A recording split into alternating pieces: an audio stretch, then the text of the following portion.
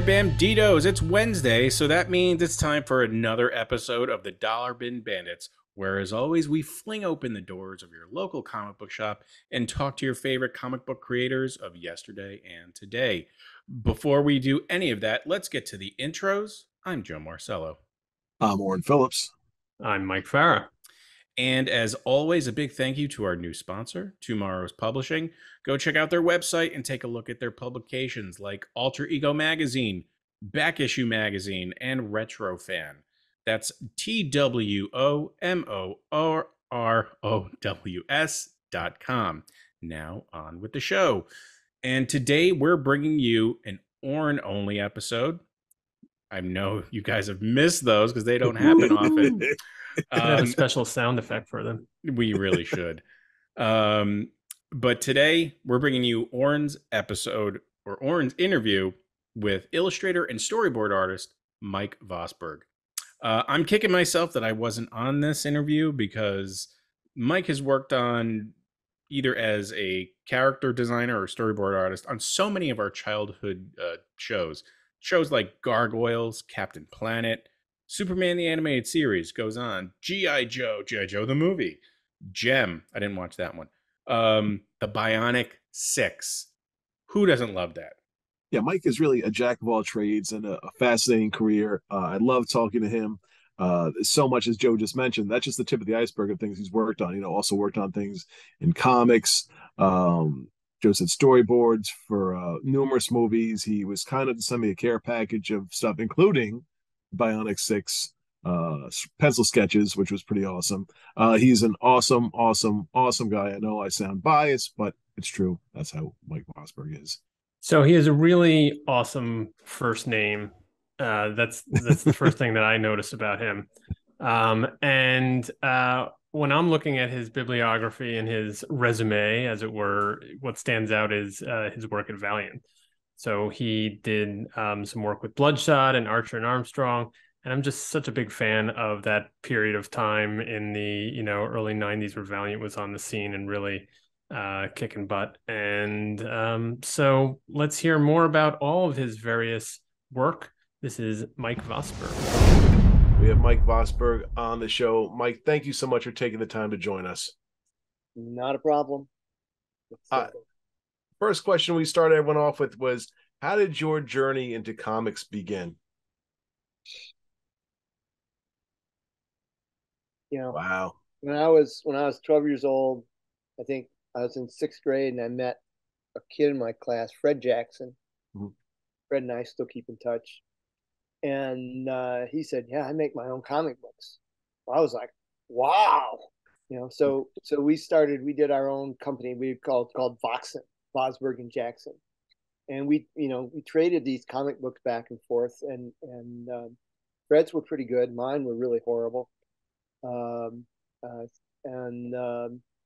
used to call them my 2-minute comics. I tried not to spend more than 2 minutes on any page,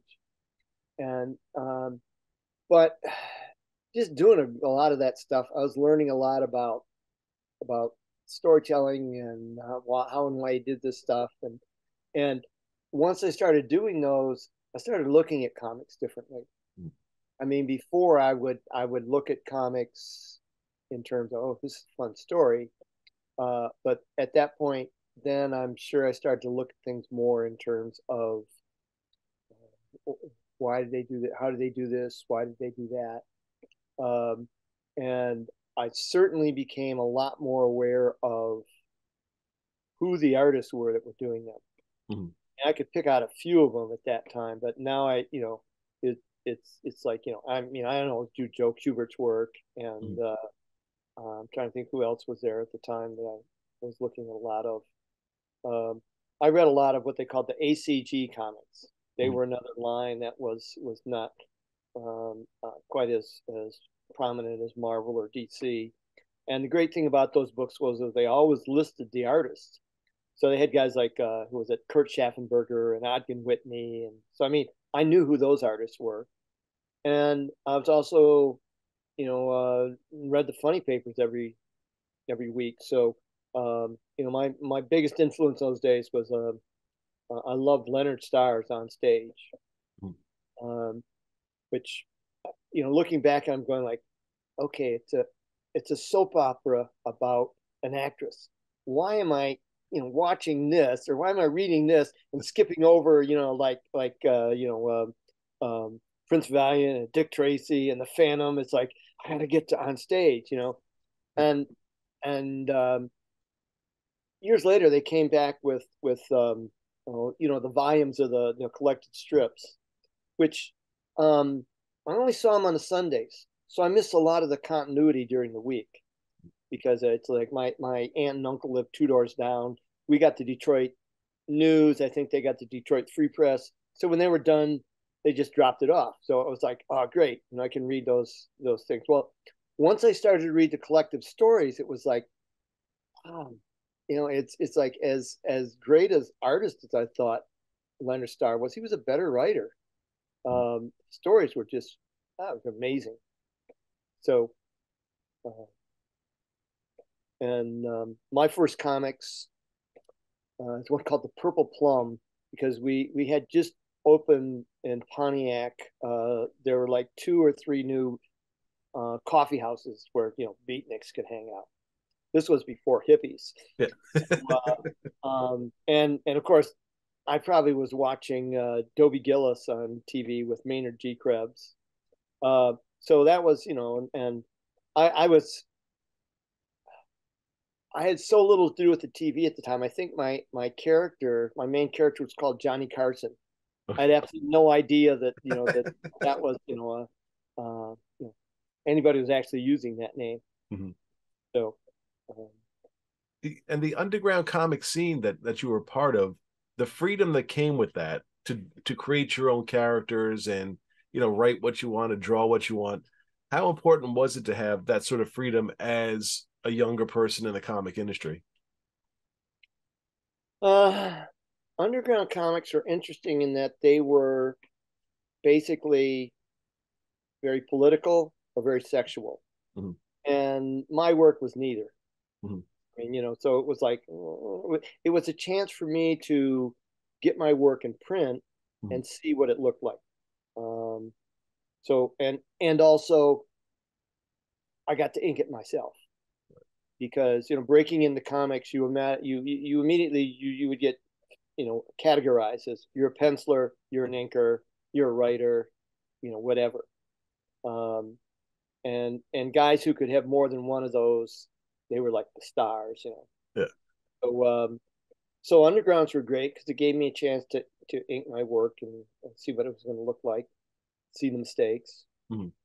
all of that. In your career, how important was it for you to have, I guess, a good relationship with an inker? Were you in contact with your inkers when you were doing your art, or was it basically they just did it and they sent it back to you and on with the show? I don't think I ever had good relationships with inkers. Like, why are you doing this? I want to do it. I mean, one of the things I understood as I got older was that I tended to look at the book when it came out, and if there were mistakes in it, I blamed the inker because he was the last one that was touching it, Mm-hmm. And I mean, I'd look at it now and go like, oh, I mean, Vinnie Coletta was a guy that everyone complained about, mm-hmm. including me probably at times. But I mean, Vinnie took my work up to another level. Mm-hmm. The problem was if he was going to ink Frank Frazetta, he was going to bring him down to that same level. So like I said, there were inkers that I appreciated. Frank Springer, I learned an awful lot from watching the way Frank Springer inked the She-Hulk books. The artists or the inkers that drove me crazy were the tracers, who, they already had a set style of what they were doing. They just copied over your pencils. You weren't bringing a lot to it. Mm-hmm. The guys that really drove me nuts were the guys who figured that they should be fixing your work. And I'm going, I mean, like I would spend a lot of time. Alex Toth was one of the guys I liked. So when I was sending in my pencils, I was trying to get them, as simple and clean as possible. And there were all those guys that, had to figure out like, no, you're supposed to have more rendering on the face here and, and more wrinkles here. And And it was like, wow, I just spent a lot of time trying to get rid of that stuff, and you brought it back in. Was that one of the biggest things that you had to, I guess, deal with going from underground comics to the mainstream, going into Marvel? I can't say that it really went from underground comics. I mean, for me, it was more like, I was in underground comics. Yeah. I think I did 4 or 5 stories there. Okay. And it was basically when I was trying to get work. Hmm.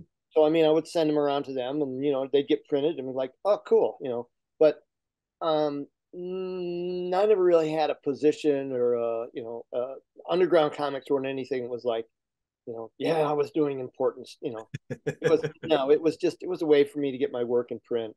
Right. Later on, what Mike Friedrich was doing with what they called ground level comics, that was much more helpful, because by that time, then I was established in the comic book industry, and this gave me a chance to do my own thing, to ink my own work, and that was probably more important to me than like the underground comic stuff. I was gonna say, because we've had Mike on the show. How important was what he did in the comic industry in general with his comics out there? I mean, it's like with all that stuff that was going on then, whoever stepped in on Monday was going to be the new, the creator. Right. And Mike figured that out, and he did a good job of presenting it. Mm-hmm. I mean, it's those books, they have a place in comic book history. So yeah. How did you get from there? How did you get into Marvel? Well, I got from Marvel into Star Reach. Yeah. Okay. But what you have to understand is that as a kid, I was doing comic book fanzines all the time. Mm-hmm. So literally everybody that I was going to work with, like there were, one of my old comic book fanzines from the 60s. Awesome. And from doing the fanzines, I met virtually everybody I was going to work with for the first 10 years I worked in comics, either as a professional who were like, oh yeah, you're the kid who did that fanzines, or the younger guys like Marv Wolfman and Len Wein and Starlin and Milgram and all those guys that were other fans who moved up and into comics. Mm-hmm. And in fact, for me, like I said, Pontiac was a factory town. The idea that I was going to get a job drawing comics someday was like, yeah, that's right after I get my movie star career. So it didn't seem. I can remember I used to write to Kubert all the time, just bug him every week, like, oh, I love your work, blah blah blah blah blah. And I think when I was in high school, or just starting in college, he answered a letter and he said, hey, Mike, if you're serious about comics, you really have to think about moving to New York. Mm-hmm. And for me, it was like, move to New York. I don't want to live in New York. And B, how could I live in New York? Mm-hmm. So it was like, So I kind of just dropped out of comics, for the most part, and paid more attention to my studies, and and I think I played a lot of basketball at that time. And then when I was teaching school, I sprained my ankle really bad one summer, and I couldn't play basketball. So I thought, I'm going to do some more drawing, and got back into it, and then just never left. So, and about the same time, I think it's probably about the time I graduated from college. No, I had to be teaching school by then. I reconnected with Starlin, who'd been in the Navy for 3 or 4 years. Mm-hmm. And he was getting work at Marvel. And, I admired Jim's work. I thought it was great. But at the same time, was like, wow, you know, you could actually get work, you could actually do this, So that kind of became my focus for the next, 2 or 3 years um, after, I left my teaching job and concentrated on just trying to put a portfolio together, which was difficult to do since I'd never had an art class. And I knew absolutely nothing about drawing. I knew how to copy drawings that I liked. Okay. And um, I liked good people. That also helped too. So it was just a matter of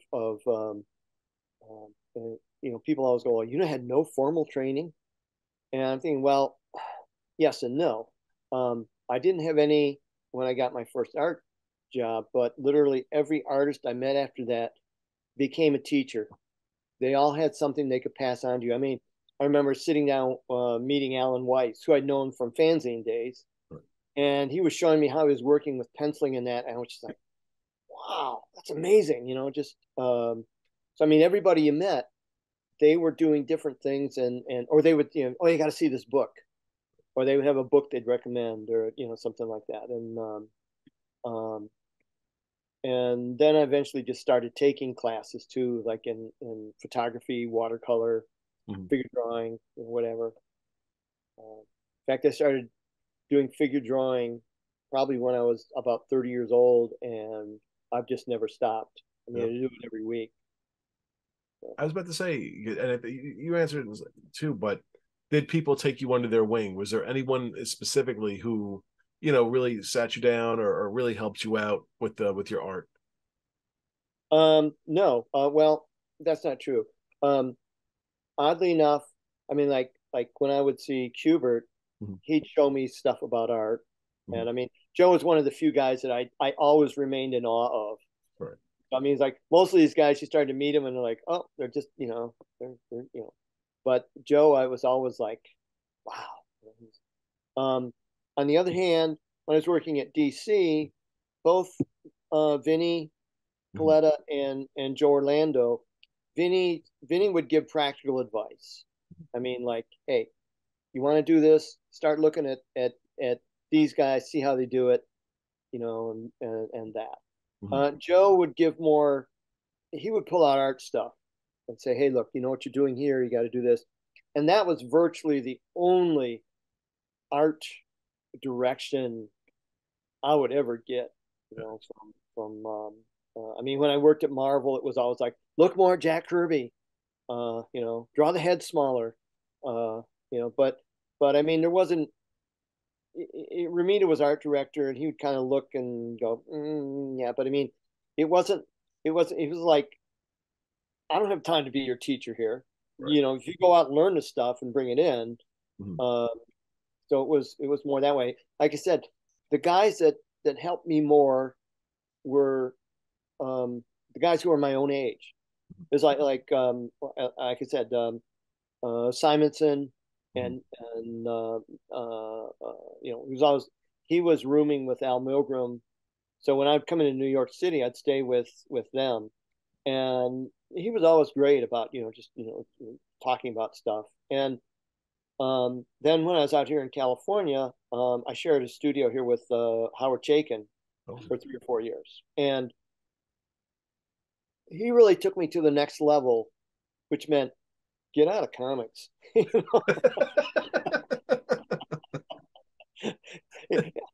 Howard would always, make a point of like explaining to any of the newer guys who like were going to come into the studio and work. They go like, I'm going to be a comic book artist, and you go, no, you want to be an artist who has comic books for a client, but don't ever limit yourself to I'm a comic book artist. Makes sense. When did you feel that you belonged, that you had confidence as an artist, that the decision you made is the right decision, you're confident in your style, and you're confident in that your vision is, what do you think is best for the book? When I started working in animation. Okay. I mean, one of the things about comics was always, you were either a genius or an idiot.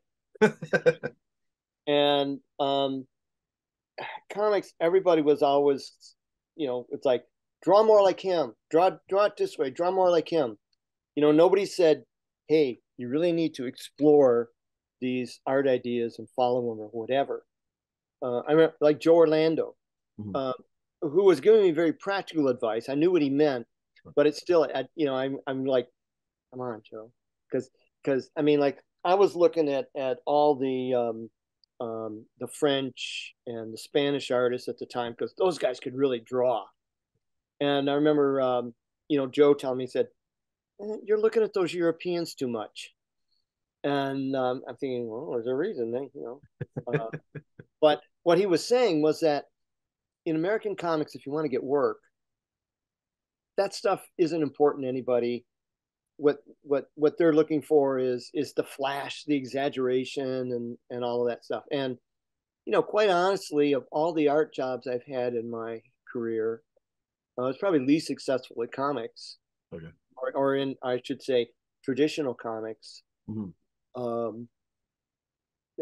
With anything that I ever did. Working in animation, I think I had much more, successful career, and film, doing storyboards, whatever. Nobody ever said in when you're storyboarding a film, look more at John Byrne's work. They didn't know who he was, and they didn't care. So I mean, as a comic book artist, the most successful job that I ever had was doing covers for the Tales from the Crypt TV series. Right. So, and I mean, in that they wanted me to work my own style, because they wanted likenesses. Okay. And that was my strength. And it was great too, because working for them, they naturally assumed I was probably the best cartoonist in America, because they were working, they had hired me, So, I mean, that was great. The pay was certainly a lot better than regular comics. And working in animation, one of my problems in comics was I was far more influenced by film than I was by comic books.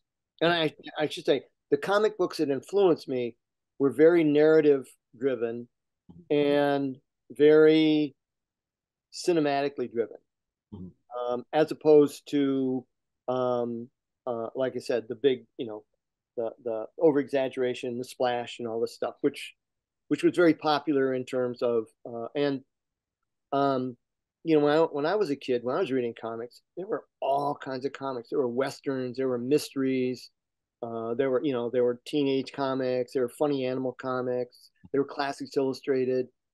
So these were all the things that I was reading. Strangely enough, the only superheroes were basically Batman and Superman. And I mean, and there were a couple, that would appear in the books with them. I think maybe Green Arrow was around at that time, and something like that. But I mean, basically, superheroes were really limited. Yeah. And then in the early '60s, they exploded, and they exploded to the point where they just dominated the industry. So when people talk, when people tell me about comic books now, they're not talking about Archie, or they're not talking about Donald Duck. They're talking about Marvel Comics. Right. So it was, and again, I knew how to do that stuff, but it wasn't my strength. Right. So. Yeah, I want to ask a couple of projects you worked on, comic wise. We'll get on to the animation portion. The first one would be She-Hulk. Yeah. Thoughts on the character, and what did you want to bring to the book? I can't say I have too many thoughts on the character, because I wasn't writing it. Right. It was just like, okay, I would get the scripts and okay, my job is to do this and take it as visually as possible. I love, it's like that series. Looking back over the 24 issues I did was great, because I really got to see myself develop from as a comic book artist. Mm-hmm. So, I mean, it's like when I look at what I was doing, both in terms of my ability to draw as a draftsman and the storytelling approach that I was taking. And even at the end of it, I got to, to ink a little bit here and there on the stuff. I mean, I really got to see myself transform in from just like, the wrist doing pencils into being more of it's like my own self in that. And again, I think I had Chick Stone on the first few issues, and I liked what he did. They didn't seem to like it that well. And then Frank Springer came along, and he was a revelation to me in terms of, oh, this is how I could be handling what I'm doing. And it was all just, I can remember Shooter always used to go, well, you draw, really pretty women, and Frank draws really pretty women, and how come the She-Hulk's never pretty? I'm going, oh, she is the She-Hulk. I was going to say.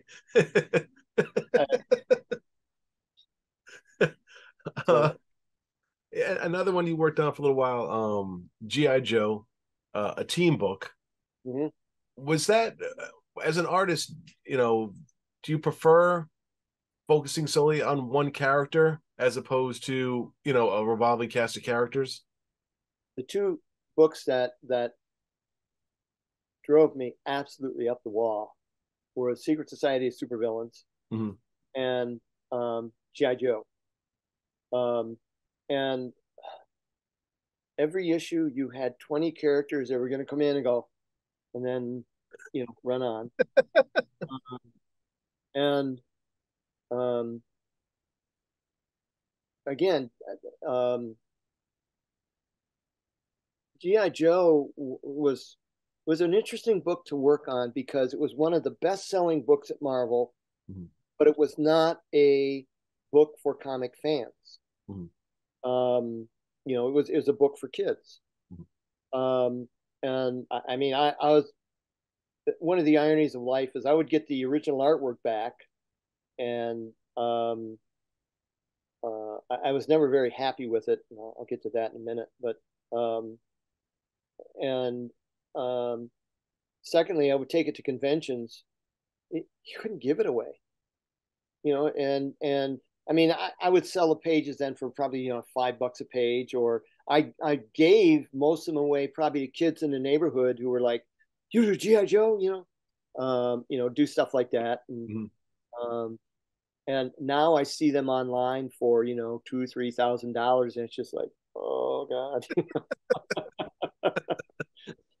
But yeah, one of my real frustrations on G.I. Joe was, at that time, my work was really progressing in terms of getting more subtleties into it. And I would try and bring that into the pencils.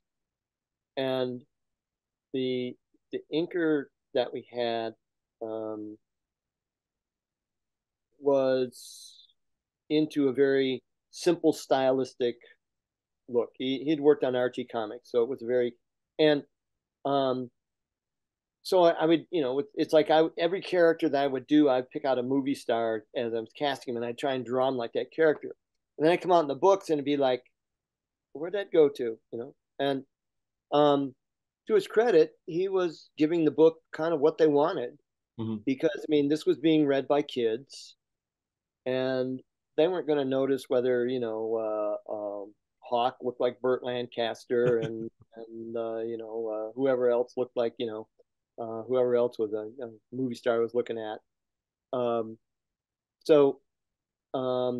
But for me, it was very frustrating as an artist, just in terms of, okay, I'm trying to make this stuff better, and it was all just getting homogenized.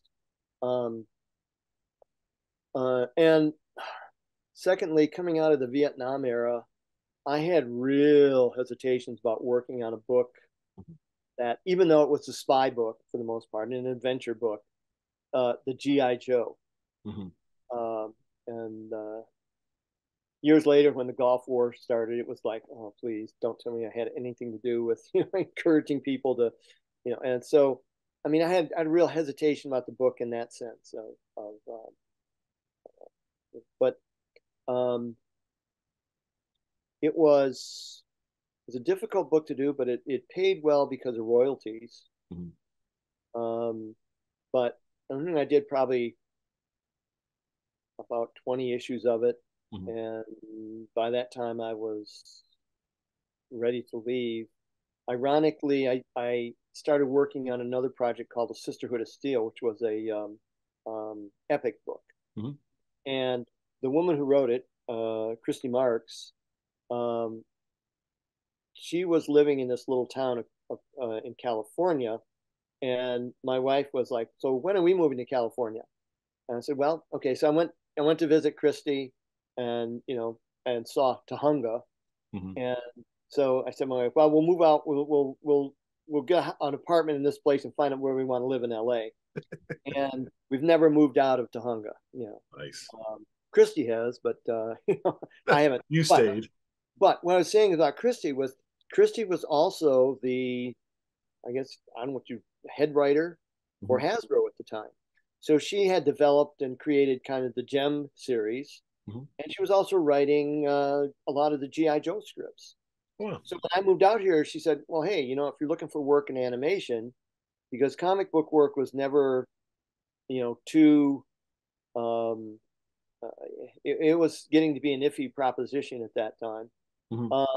She said, "If you're looking for animation work, you should really start taking your stuff around." So, which I did.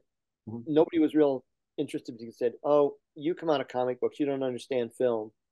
And finally, Marvel was doing so many new projects. They said, "Well, hey, look, we don't have time to have anybody teach you how to do this stuff, but we're going to just give you a script, do the best you can with it, bring it in, and we'll fix it and take care of it." So I went, okay. So I did the script. I turned it in and got a call that afternoon or the next morning from the director going, "Hey, you want a job?" And he said, "Yeah, we didn't have to change very much at all in this."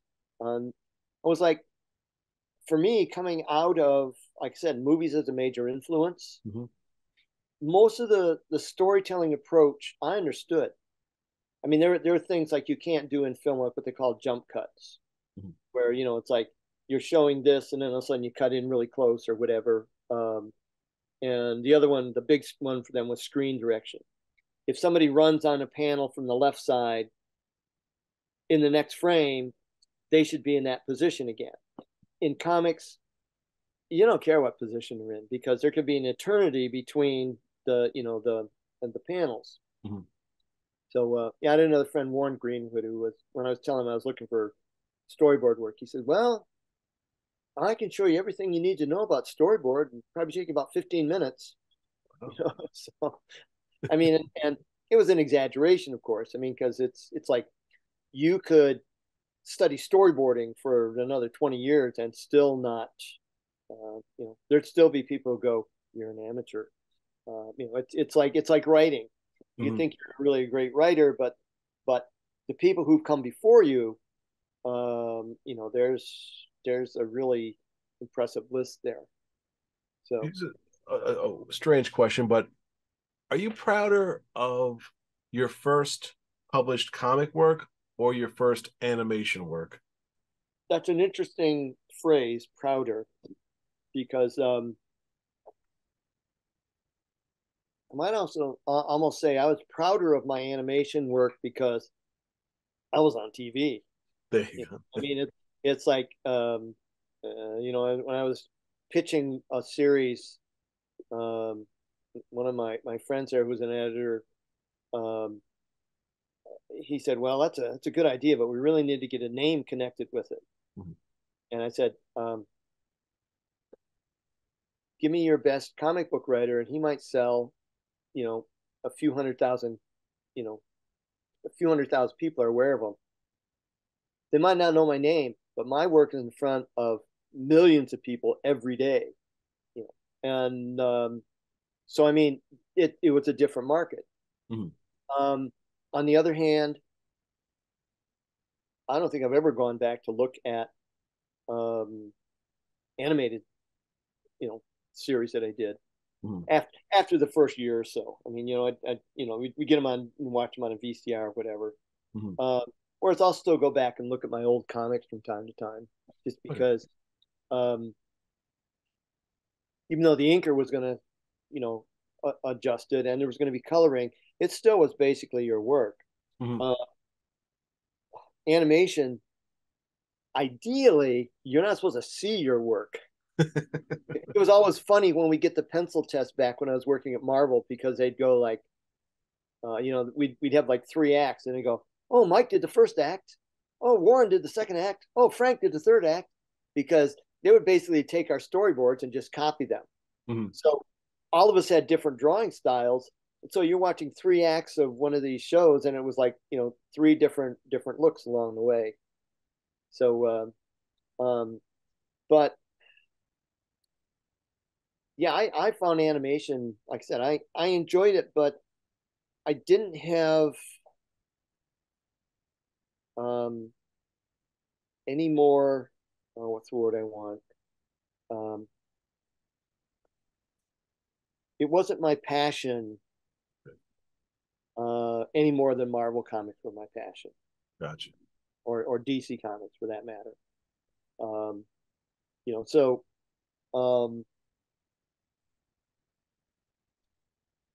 I mean, and along the way, it's like I really, when I was working in animation, I think the first I worked for Marvel for a year or so, and then I started working on a project called Bionic 6, which never did well at the time, but apparently it's a big cult show. And it was great because Alex Toth and I were designing the characters. Every so often, the art director would hand me one of Alex's drawings and go, here, fix this. Yeah. And it was just like, Alex Toth, And secondly, if Alex finds out I fixed it, I'm going to be fixed. Well, I'm one of those fans of that show, by the way. Yeah. I grew up watching it. How did that idea come together to have that family and each one play the different sport, and that they work together, they each had their own little bionic part? How was that story thrown together? Someone bought a toy factory. Okay. Said, okay, we got to start making toys. Let's create an animated series and make our toys. And that's how it came about. I can remember I'm trying to remember what connection I had with Gerard. It must have been through Marvel, Gerard Baldwin. I was developing all the characters with him at the time. And I can remember, when we had all the artwork done, we went into this pitch meeting or whatever it was at, there was a place off Universal Studios. And I remember sitting around with all these executives, and, we had a black character, and we were going, okay, now what we don't want to do is we don't want any stereotypes in this. We want these, blah, blah, blah. And so we showed the first character and went, yeah, and we like, and I swear to God, the first thing the executive says was, well, can he play basketball? And I was just like, yeah, I can see where this is going. Yeah. I mean, my favorite things when you go into pitch meetings, they always go, we want something completely new and different, just like, and then give you what they wanted it like, it was just, it's like, yeah. Well, I enjoyed the series. I remember, I live in New York. We used to see it on Channel 11 after school every day, and then you'd see the toys and all that stuff. And it didn't. I remember it not lasting too long, but it did have an impact on my friends and myself. Yeah, I think we did. I think I remember like 70 episodes, something like that. Quite a few. But I enjoyed it quite a bit. In fact, you're talking about animation work. I was probably prouder of that job because I was actually, part of the development team on it. Whereas at Marvel, it was just, I was like one more, I was a member of the crew. But I remember Will Mineo and I did the first, storyboarded the first episode. And like I said, Alex and I designed all the characters. And I remember I would do backgrounds for them. So I learned a bit more about the process too. And 2 of my closest friends out here are women who worked on that show. And like I said, Neither one of them is an artist, but we've stayed friends now all this year, maybe because of that. So that's pretty good. What's the one that you're, besides that, proudest of? The one that really stands out to you that you can look back on a little bit now and say, you know what, this was really something special. In terms of animation, yep. Well, Bionic 6. I mean, Mm. you know, it's like I can't think of anything else I did in animation that was, it was nice, but it was a job. Right. I mean, what I loved about animation was, guys were always telling me about, like, oh, the deadlines are really hairy, you know. Mm-hmm. And I remember getting the first script and, you know, or getting a script and you'd have 2 weeks to basically to draw it. Mm-hmm. It rarely took me more than a week. Right. I mean, one of the things was coming out of comics, you learn how to draw very well and very quickly.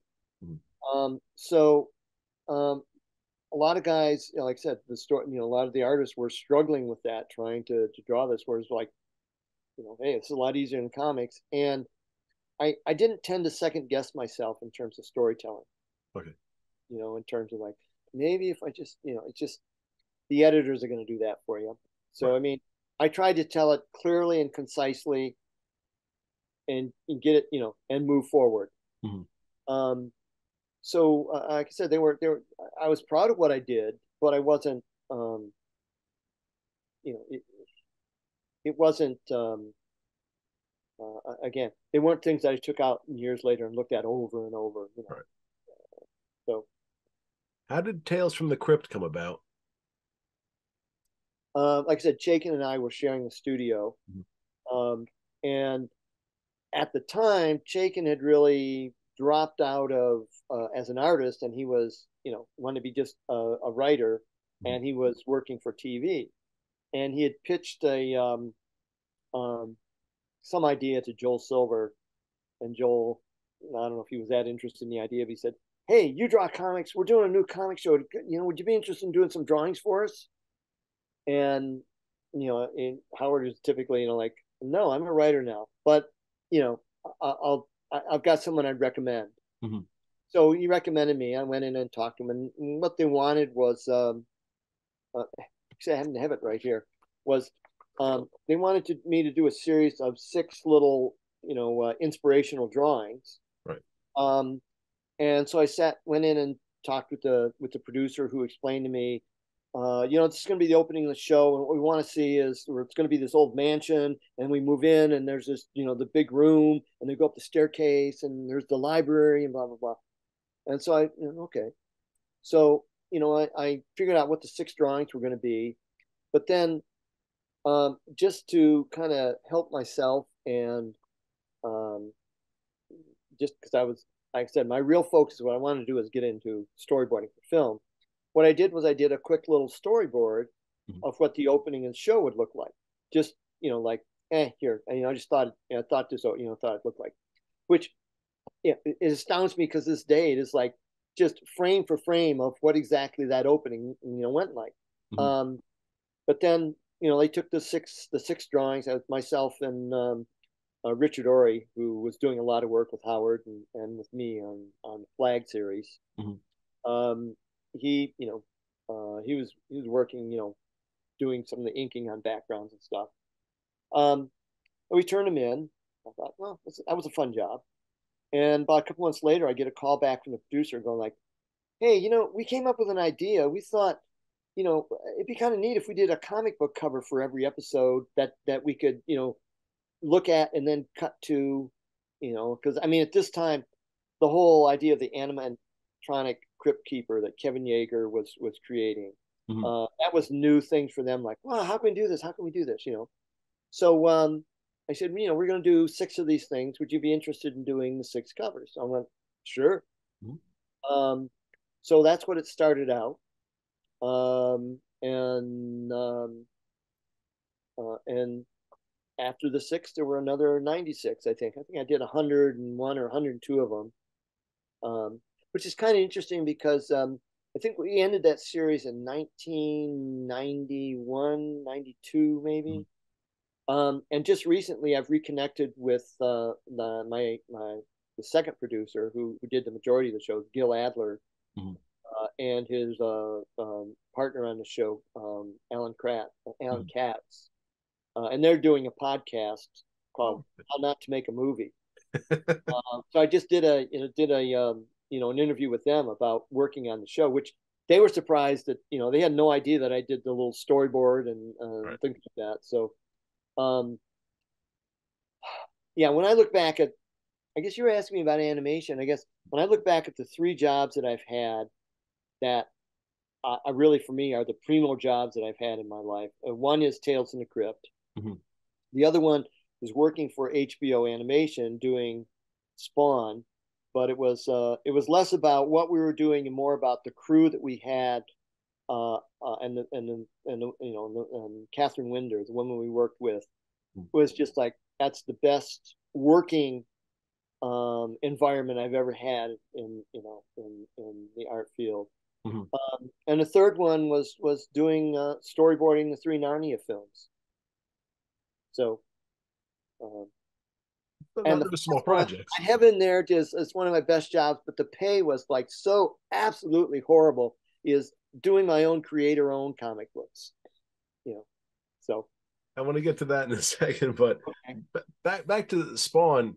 It was a groundbreaking show, animation wise.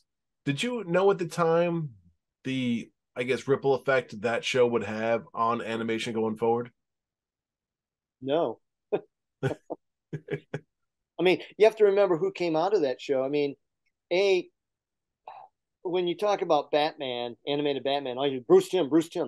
I had no idea when I started working that the other real creative force behind that show was Eric Radomski. And so I mean, Eric was a creative director on the HBO series. And we had this other young, these 2 young board artists that we hired. One was a guy named Tom Nelson, and then there was another woman named Jennifer Yu. Right. And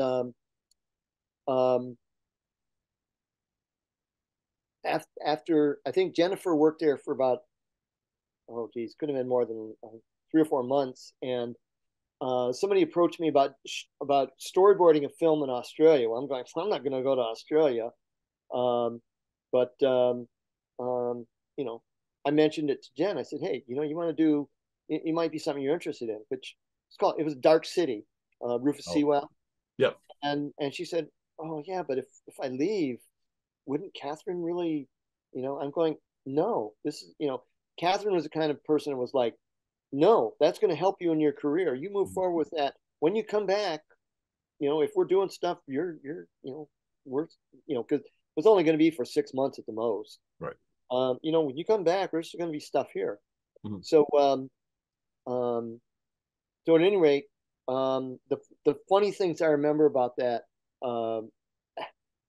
rather than the creative experience, was, first off, it was in the Twin Tower buildings in Century City, which are kind of like the big, the exclusive real estate.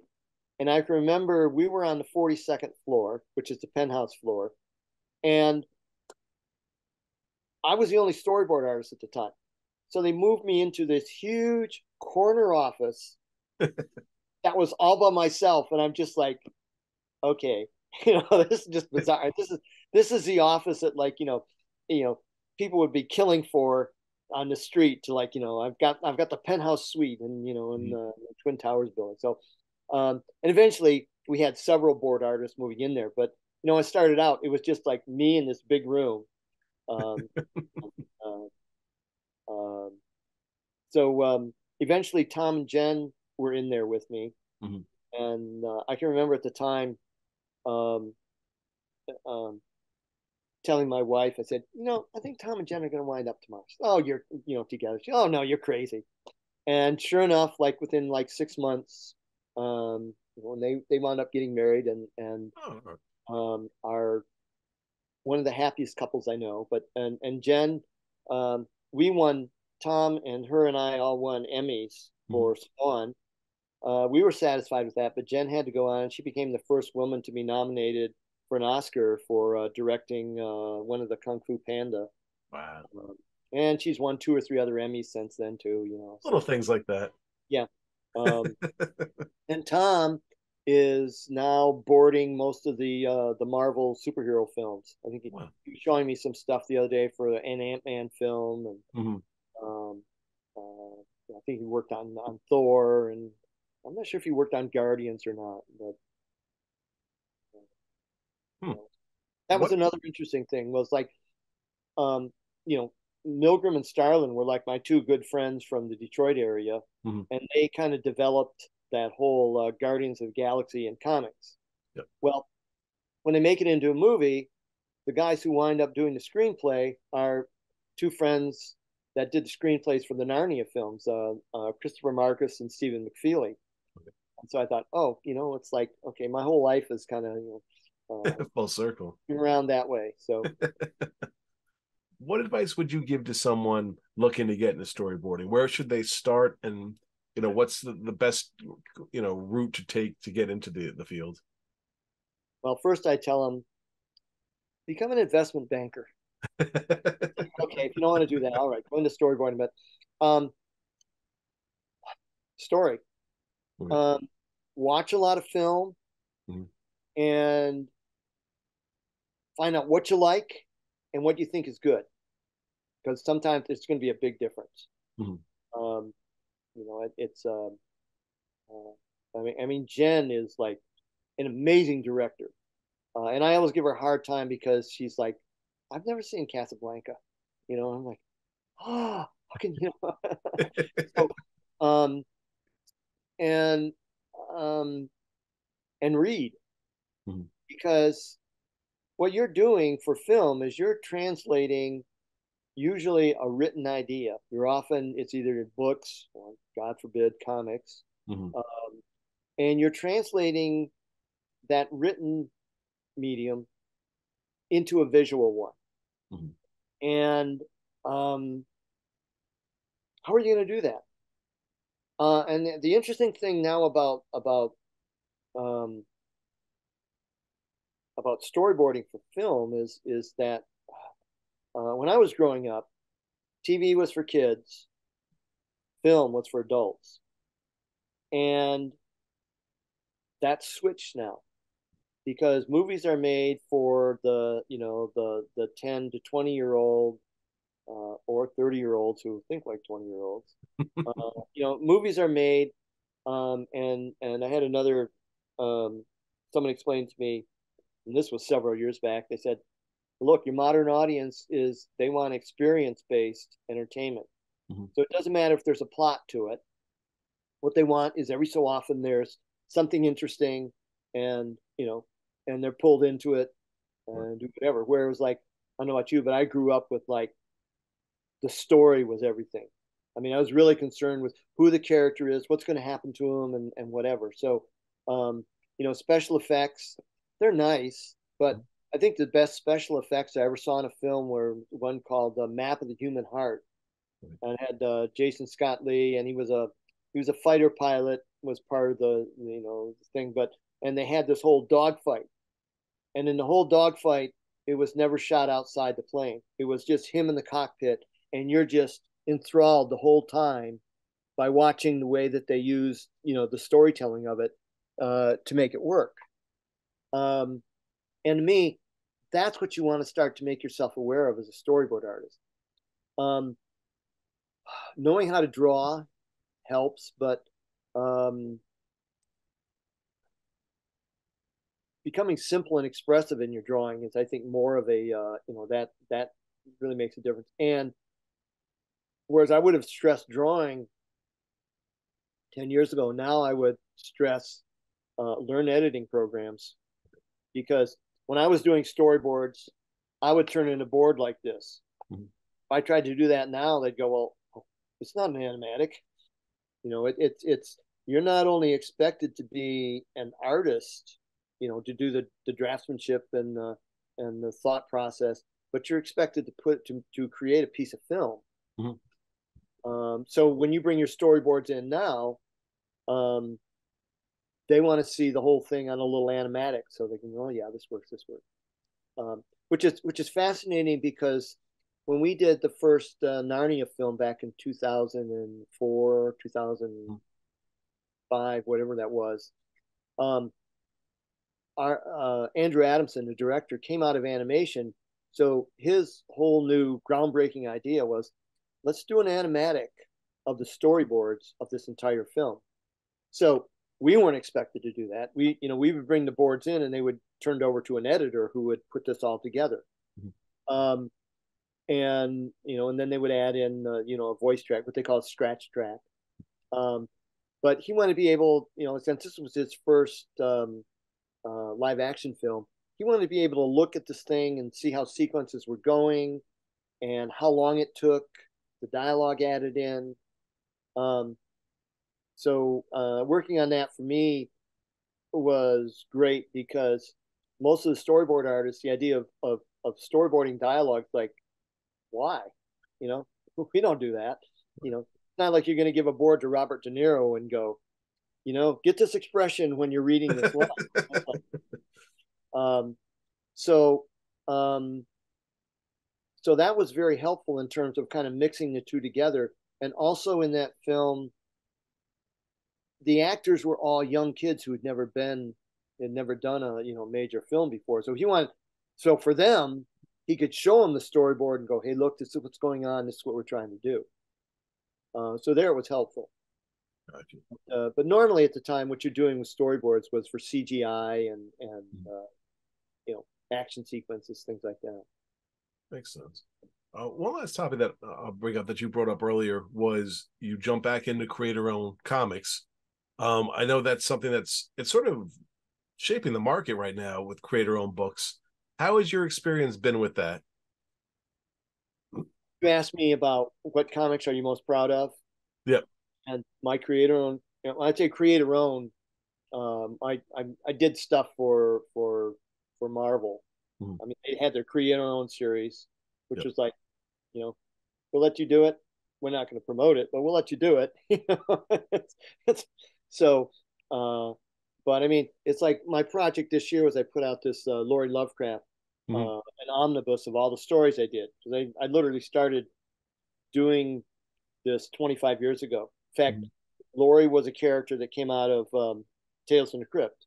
Okay. Because every week they would have this beautiful young new actress who had just been in somebody's movie or somebody's girlfriend or whatever.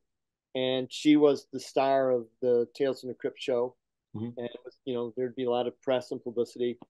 And you knew 6 months later, you probably were never going to hear from her again, because it was like in a very short shelf life. Mm-hmm. So when I created Lori, she was basically one of these actresses. She's, she just turned 25 and her career's over because she's too old.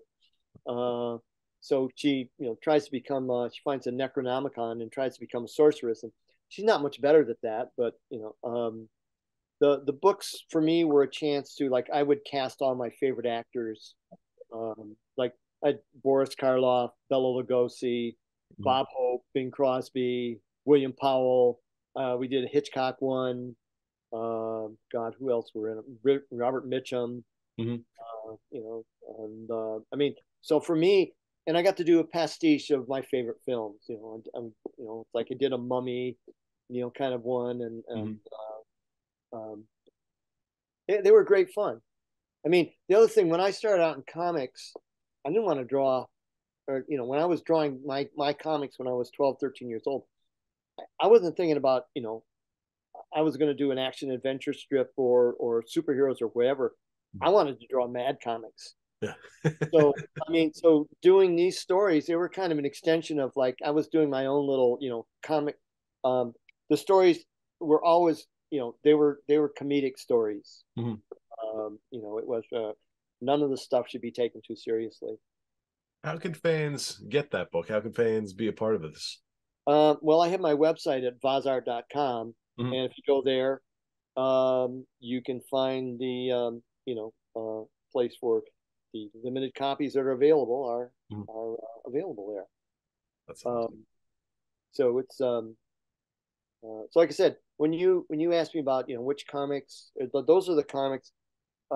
My project for next year is I've also done a private eye comic called Retrowood.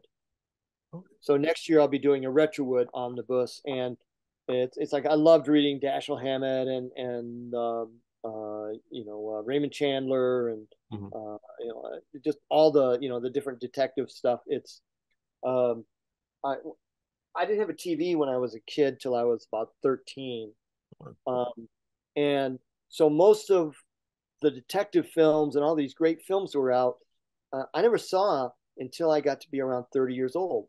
When I moved out here, there was a place called Eddie Brandt's Saturday Matinee, and they had everything.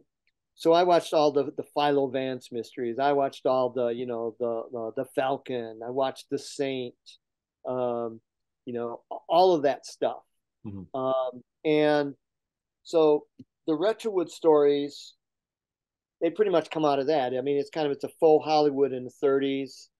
So there's a lot of kind of the Depression era, just kind of in the same way that I was doing the funny movies. With Retrowood, I tried to get a little more serious, but I'm just not that serious. I found that I was far more interested in doing Will Eisner than I was in doing film noir, hard boiled, whatever. So I mean, the first 2 or 3 stories are pretty gritty, but after that, there's they're my favorite films I used to watch on TV and were always the comedic detective or horror films. I mean, the best ones I can think of are Ghost Breakers with Bob Hope. Yeah. I mean, that's just a classic example of a really scary horror film, but at the same time, a great comedy. And you could do the same thing as he does My Favorite Spy. Is the same thing. It's like taking an adventure film and making it fun. Doing a comedy. There was no accident that my first Laurie Lovecraft story was called My Favorite Redhead. Because it was after Bob Hope.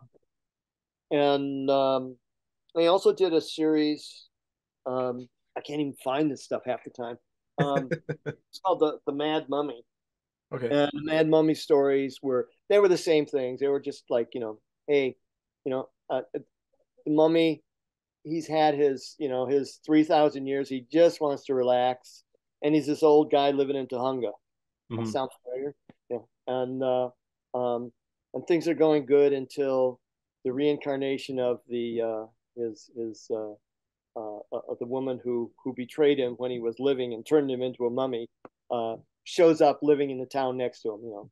So he's got the reincarnation of his ex-wife. And the reincarnation of Nefertiti, the woman who ruined him, and they're all in this triangle together, and it's just like, and all the stories. This is the other thing about my work. The stories are all narrated by the cat. Okay. The cat was a temple sacrifice, and so it took me about 5 issues of the book to realize that the cat was a mummified cat, and he's really the Mad Mummy. The Mad Mummy himself is pretty mellow, but it's like the cat is always like it's his point of view on all this stuff. Right, watching it all. So, and I mean, I've had great fun doing those.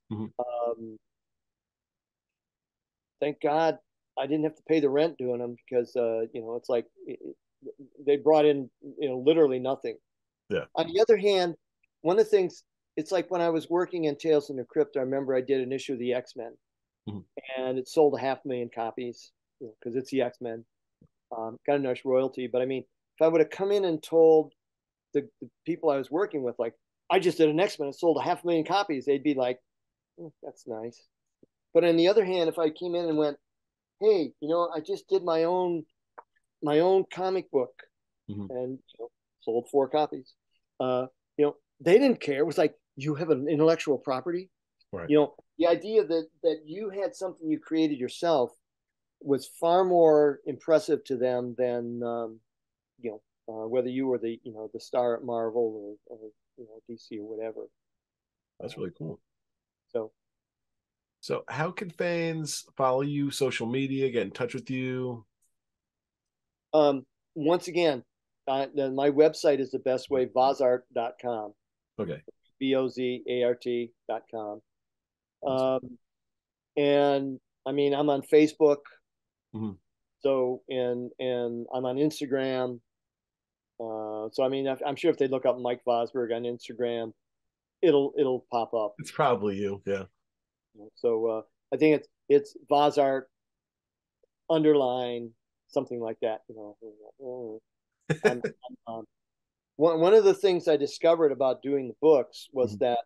that creatively, I was getting A+. Mm-hmm. But when it came to doing the promotion and the business side of it, I could do that, but that's work. Right. And I'm doing this stuff to have fun. So I would love to find somebody who, went, great, I will take care of all your business things and do the, get you set up, so, for promotions and tell you how to do them and all this stuff. But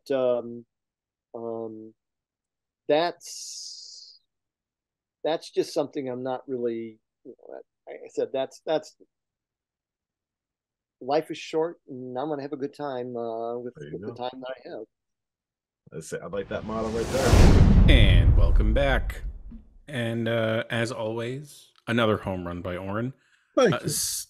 Look, such a cool career, a great body of work, and just an interesting guy. So yeah, again, I'm sorry I missed this one, but Oren, hats off to you. Well, thank you. And he's worked with so many talented people in the industry, has been part of so many large projects, and really, another one of those guys whose name should be out there more than it is for all the stuff that he's done. And I'm so glad that we had a chance to speak to him, and love to speak to him again, because we've really scratched the surface of him. Hats off again from me to you, Oren. Another great Oren-only episode. Mike seemed like a joy to talk to and had some great stories, and looking forward to maybe some more down the line. But for now, that'll do it. Thank you for listening. Please remember to rate, review, and subscribe, and see you next time.